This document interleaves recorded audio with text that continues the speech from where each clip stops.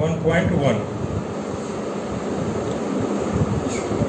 जिसमें है योज्य प्रतिलोम, यही है ना? हाँ, ये वाला जानना है आज का। ये जो लेसन है 1.1 में योज्य प्रतिलोम, तो इसका मतलब होता है कि दी हुई संख्या में, ठीक है, दी हुई संख्या में हम क्या चीज जोड़ें, क्या कौन सी संख्या ऐड करें कि मेरा परिणाम, समझ रहे हो, परिणाम मेरा 0 होगा। दिखाई पड़ रहा है यूनिक? महत्वपूर्ण बात यही याद रखना है, योज्य प्रतिलोम में परिणाम मेरा क्या आना चाहिए? 0 आना चाहिए, ठीक है। मान लेते हैं कि दी हुई संख्या 2/3 है, इसमें हम क्या जोड़ेंगे जो मेरा परिणाम 0 प्राप्त होगा। मान लेते हैं हम इसमें x जोड़ते हैं, चलो देखते हैं x ऐड करने से क्या होता है। समझ रहे हो तुम लोग कि नीचे 1 है ना? तो क्या हो गया, दिखाई पड़ रहा है?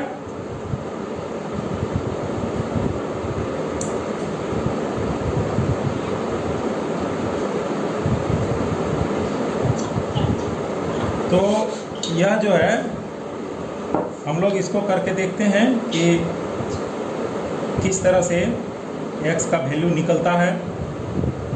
2 + 3x = 0,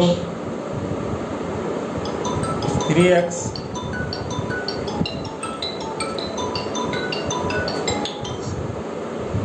= -2, समझ रहे हो?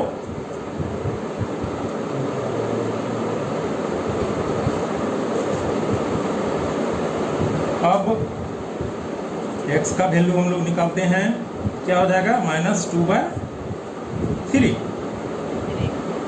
है ना? तो ये मेरा x का वैल्यू निकल गया। तो इसका मतलब हुआ कि हम दी हुई संख्या में, यानी जो मेरा सवाल है उसमें हम -2/3 यदि ऐड करेंगे तो मेरा परिणाम 0 आ जाएगा। अर्थात यह मेरा 2/3 का योज्य प्रतिलोम -2/3 होगा।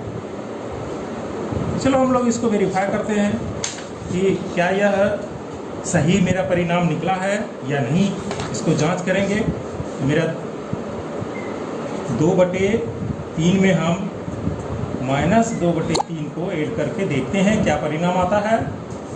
एलसीएम लेने के बाद 3 हो जाएगा, यहाँ 2 हो जाएगा और यहाँ -2, आगे चल के 2/3 और ये परिणाम आ गया तुम्हारे सामने। क्या आ गया? 0/3 अर्थात 0 आ गया। तो ये मेरा क्या हो गया? प्रूव्ड हो गया। तो इस प्रकार हमें यह पता चल गया कि जो भी संख्या दी हुई है उसमें यदि हम वही चीज को घटा देते हैं तो वह मेरा बार कॉल कर रहा है 3 बार। तो क्या हो गया? वह उसका योज्य प्रतिलोम होता है। इसी प्रकार तुम लोग योज्य प्रतिलोम का पूरा सवाल बना लोगे। अब है दूसरा गुणात्मक प्रतिलोम। गुणात्मक प्रतिलोम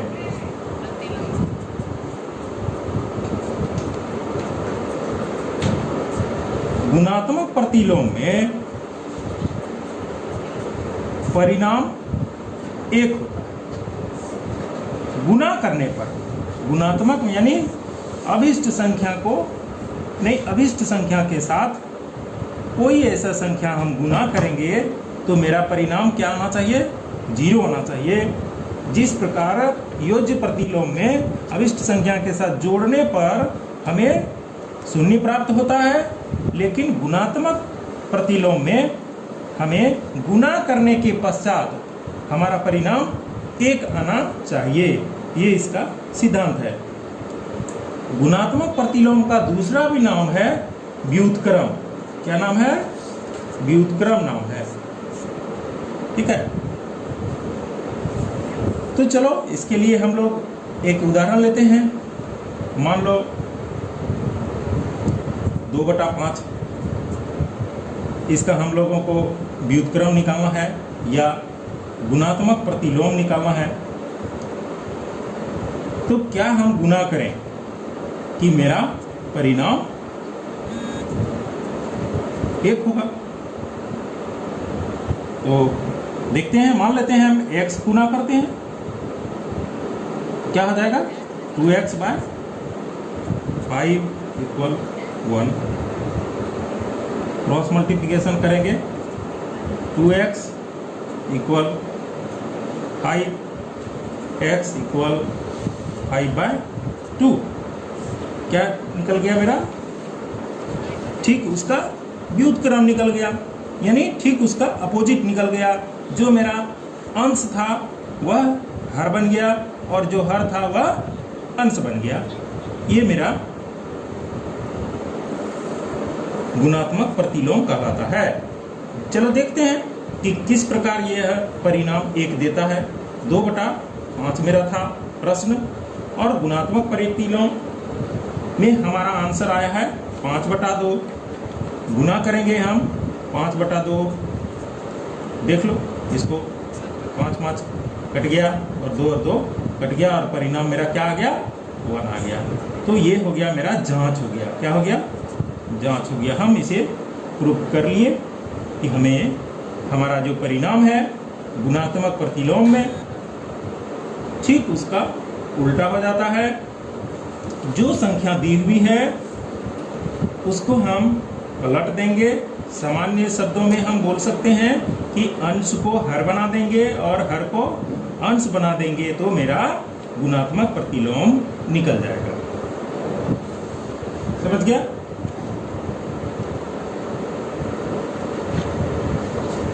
किसी को कोई सवाल है, प्रश्न? कॉल आकर के ये स्पीकर हो गया, नहीं सुना देगा, कम सुना देगा। बार बार जो कॉल किया ना उसके बाद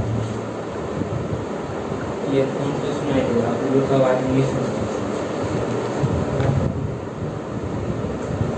हेलो, सुन रहे हो?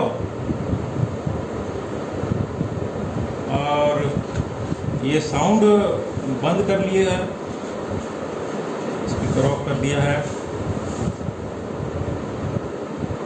नहीं आवाज इसे बोलो सवाल।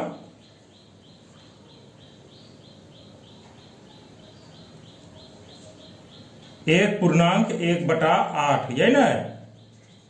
हाँ हाँ हाँ, का गुणात्मक,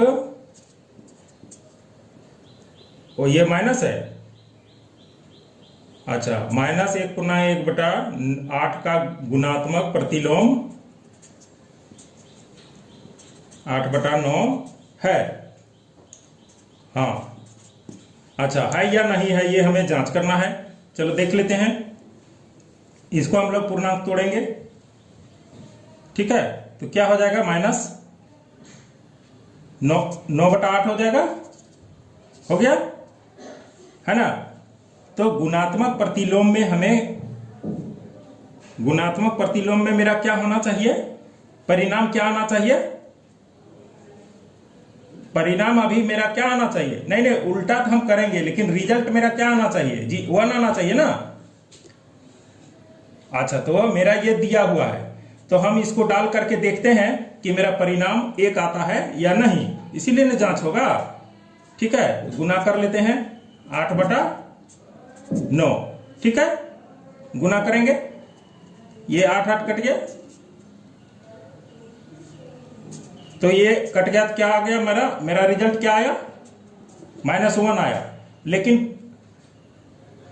हाँ, तो इसीलिए मेरा परिणाम क्या कहता है, हाँ मेरा सिद्धांत कहता है कि गुणात्मक, हाँ मेरा परिणाम क्या होता, तो तुम लोग आंसर में क्या लिखोगे, ये गुणात्मक प्रतिलोम 8/9 नहीं है। नहीं है, क्यों नहीं है, क्योंकि परिणाम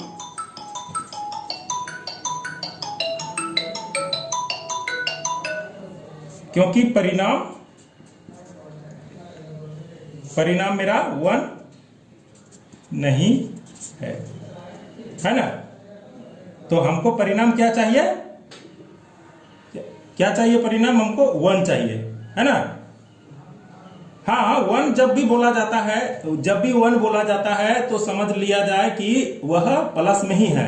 कोई भी हम लोग बातचीत करते हैं तो वह धनात्मक में ही बात करते हैं, जब ऋणात्मक होती है तभी हम लोग माइनस लगाते हैं। यदि माइनस नहीं बोलते हैं तो समझा जाता है कि वह धनात्मक में है, प्लस में है। तो ये तुम लोगों का सवाल पूरा कंप्लीट हो जाएगा, इसी तरह से हो जाएगा ना। तो ये लेसन तुम लोग कंप्लीट करके हाँ देखना, और इसको हम YouTube में भी डाल देंगे और लिंक भी हम डाल देंगे उसमें, तुम लोग बार बार इसको भी देख लोगे और अच्छी तरह से प्रत्येक सवाल को बना लेना है, ठीक है।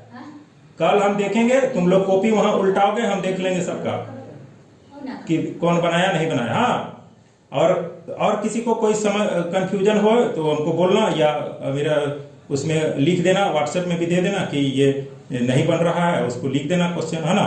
ठीक है, तब आज अब समाप्त करते हैं। देखो संभव हुआ तो